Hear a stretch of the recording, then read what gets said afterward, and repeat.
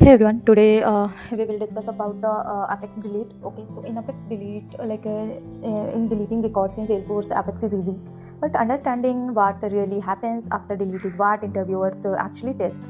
So in this video, we will learn how DML delete and undelete work in Apex and with real-time example and interview level insights.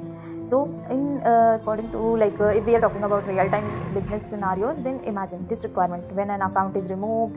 Like in this code you can see when an account is removed, all related contacts must be deleted. Okay, so or sometimes a user deletes records by mistake and the business wants it back. So that's where delete and undelete become important.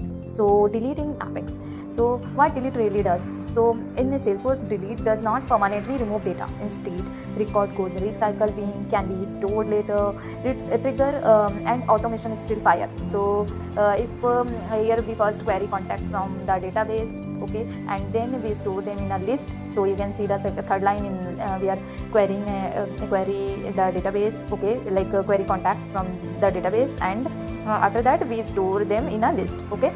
In third line code, we perform delete outside the loops. Okay, so here we will create one of the loop and perform the deletes outside the loops. Okay, and after that Salesforce deletes records in bulk.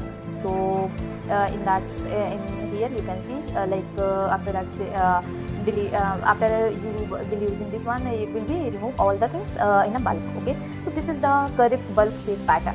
So here if I'll be give you some interview tips, then delete is a DML operation and must never be used inside loops. Okay, so this is all about the delete features in DML. So here we can execute.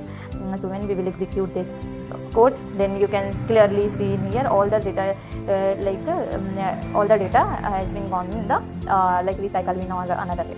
So by delete you can restore all the data and all the things. Okay, so that's it from the delete topic, and next we will discuss about undelete. Okay, thank you.